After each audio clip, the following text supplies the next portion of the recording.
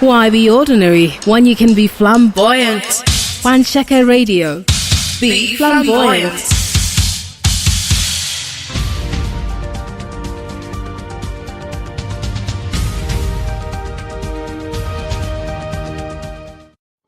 Good evening, and here are the major stories for today. The Independent National Electoral Commission today issued the certificate of return to Ekiti State Governor-elect Kayode Fayemi, a feminist triumph at the polls. Fayemi of the All Progressives Congress Party defeated his closest opponent, Olushola Eleka of the People's Democratic Party, by a margin of almost 20,000 votes last Saturday. In another development, the timetable for the conduct of by-elections for vacant seats in the National and State Assemblies will be announced on Friday, July 20. Chairman of the Independent National Electoral Commission, INEC, Mahmood Yakubu, disclosed this today during the Commission's meeting with its resident electoral commissioners in Abuja. According to Yakubu, the date to be announced would be for all the by-elections in Bauchi South and Katsina North Senatorial Districts, Lokoja Koton Cafe Federal Constituency in Kogi, and Obudu 1 State Constituency in Cross River State. The Commission at last week Friday announced the receipt of formal notification on the vacancies in the National Assembly and State House of Assembly, and the chairman confirmed that the Commission was already consulting with stakeholders in the affected areas on elections to fill the vacancies, which were due to the death of representatives. The House of Representatives has urged the Nigerian Electricity Regulatory Commission to withdraw the suspension of the executive and non-executive directors of Ibadan Electricity Distribution Company. The resolution followed a motion on the matters of urgent public importance by Sunday Adepoju, representing APC Oyo, at plenary this Wednesday. He reminded the House of the critical role the power sector played in Nigeria's economy, while stressing that in the federal government's privatization policy, Integrated Energy Distribution and Marketing Limited became a core investor in Ibadan Electricity Distribution PLC and the Yola Electricity Distribution PLC, adding that the Energy Limited also borrowed a total of 6 million naira from the Ibadan Electricity Distribution Company in two separate agreements executed in 2015 and 2016. And the Nigeria police has arrested 8 members of the Boko Haram group suspected of partaking in the kidnap of 276 Chibok schoolgirls in Borno State. The suspects were paraded this Wednesday by the Nigeria Police Force in Maiduguri, the Borno State capital, following their arrest by operatives of the Inspector General's Intelligence Response Team in Borno. In international news, 12 Thai boys and their football coach have been discharged from hospital a week after a daring rescue operation saw them extracted from a cave where they had been stuck for more than 2 weeks. Dressed in football outfits and looking healthy, the Wild Boars football team spoke of their quote miracle rescue at a news conference this Wednesday, their first public appearance since getting trapped. The survivors said they had no food, with one team member saying, and I quote, they drank water that fell from the rocks until rescuers discovered them.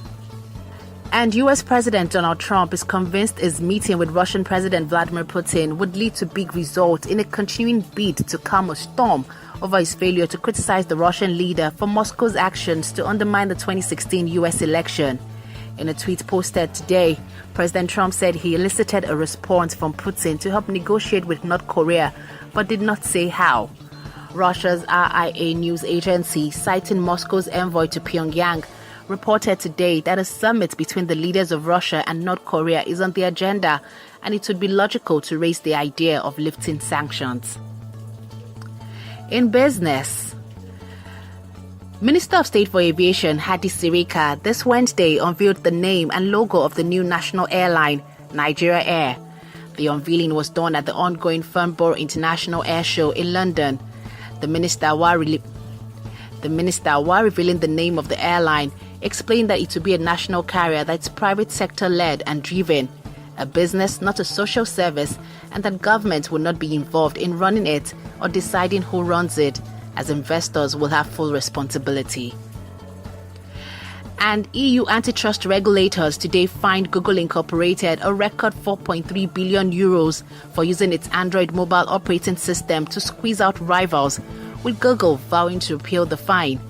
The penalties almost doubled the previous record of 2.4 billion euros, which the US tech company was ordered to pay last year over its online shopping search service. Analysts say the fine represents just over 2 weeks of revenue for Google parent company Alphabet Incorporated and would scarcely dent its cash reserves of $102.9 billion, but it could add to a brewing trade war between Brussels and Washington. EU antitrust chief Margrethe Vestager said she was just enforcing competition law without any political bias. This is a very serious illegal behavior. It has been going on since 2011. It's a big market and it's a very serious offence. And there, from our guidelines, comes a very large fine. In entertainment, Marvel Incorporated has announced a new comic book series about Black Panther's sister Shuri, a scientific genius and princess of the mythical nation of Wakanda. The movie debuts in October and will be written by Nigerian-American author Nnamdi Okorafor and artwork by Leonardo Romero. The series follows Shuri as she takes the reins after her brother and titular hero T'Challa disappears into space. You may recall that the Black Panther movie was a huge success this year and has been hailed for having a largely black cast. In sport, new Chelsea boss Maurizio Sarri says he wants to keep Eden Hazard at the club and improve the Belgian forward. Hazard, who has been linked with Real Madrid, said last week it might be time to discover something different after 6 years at Stamford Bridge. Sarri, addressing a news conference today, described Hazard as one of the top 2 or 3 European players he would like to work with. And Liverpool has agreed a fee of about £66.8 million for Roma goalkeeper Alisson. The Premier League club is now expected to hold talks with the 25-year-old Brazilian international who has been at Roma for 2 years and played 37 Serie A games last season after starting his career at Brazilian side Internacional. Liverpool's bid, which is €70 million, would overtake the current record for a keeper, €53 million paid by Juventus to Parma for Gianluigi Buffon in 2001. The Premier League record for a keeper is the €40 million Manchester City paid Benfica for Ederson in June of 2017.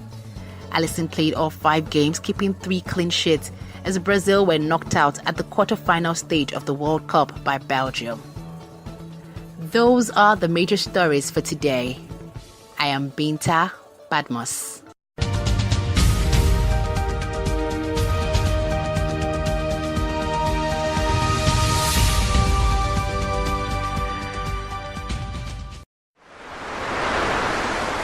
Why be ordinary when you can be flamboyant? One Checker Radio.